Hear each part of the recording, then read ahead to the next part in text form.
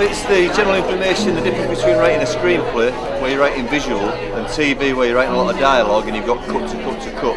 And also the inside information, what you're getting from Red Productions. From seeing real nice people along, they'll send the scripts. It's always worth sending the material because we will always read it, and it's very rare that we'll say, like I said, I think it's only this one time, that script is something we want to make. But what we do is we look at it and we go, there is something about that writer, and either we'll sit there and go, they'll work really well on that series, so we just list their name, or they'll work really well on a comedy, or we should meet them and see what other ideas they've got and tell them, encourage them in the right direction.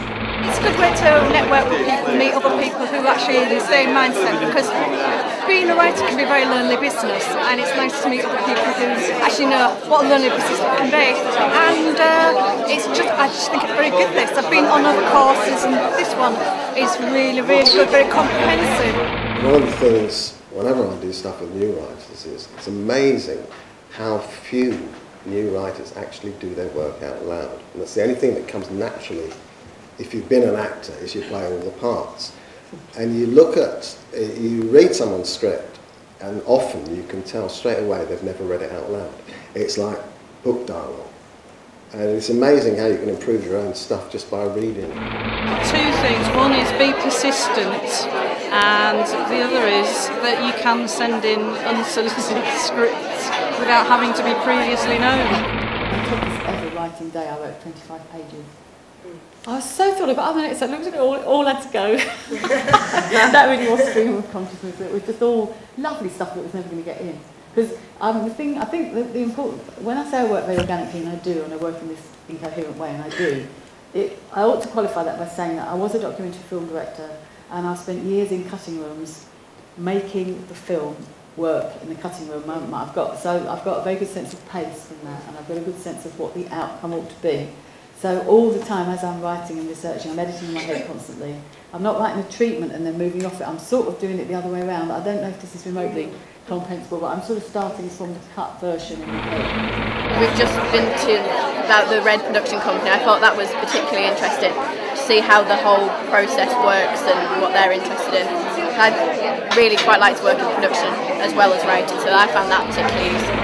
The nicest thing that I find working at Red and working with Nicola is that the big question is, do you like it? And you the writer, you mean? You the reader.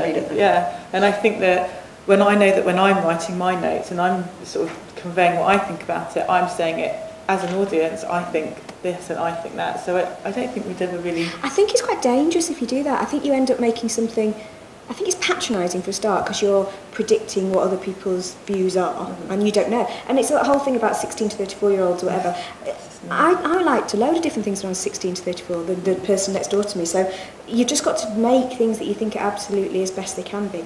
What we don't think about is the audience, but we think about the broadcasters, and they're thinking about the audience. So in that way, we do have to fit into those like different age demographics and everything. Well, I've studied film and I'd like to know more about TV writing, and already I've realised that there's quite a bit of difference, because I'd also like to write for a soap as well, so hopefully this will put me in that direction. Big buzzword in television, particularly when it applies to single films, but not just single films, it's not even just a drama, the channel controller likes to use is noisy. Now noisy, which you probably might have heard of that word, I'm getting a bit sick of it actually, but it means things that get out there, things that in a multi-channel world where there's huge amounts of competition for audience that kind of make their presence felt, that generate controversy, generate column inches in newspapers, and in turn generate audience. Just hearing about the industry ins and the channels that you go through and things that it's not really worth pursuing because they're not the gatekeepers. How I work, I oddly, because I am a quick writer, spend longer blocking than most writers do. And I don't know what your blocking process is, but mine is, because I'm old-fashioned and I hate computers, just on cards. I just go through everything I want to say, and I do it in bullet points. I don't write loads of shit, I just write, he dies, he hits him, blah, blah, all these sort of things. And then I'll put them on the table and shuffle them around, all right? That's what I do. And that shuffling process, oddly, is longer than writing with me. That's just an individual thing, because I tend to play the thing in my head, and because I've also directed, I try and see it in my head. And also, because I'm cussed awkward, I look for some way of doing it, because we do 300 and bloody whatever it is a year, some way that is different. I can't bear starting with breakfast and ending in the evening. I will, having moved all that round, think, oh, is there a way I could do that starting in the middle of the night or whatever? But once I've done that, my writing process is quite quick. It generally takes me probably somewhere between a day and a half and 2 days to write 23 minutes.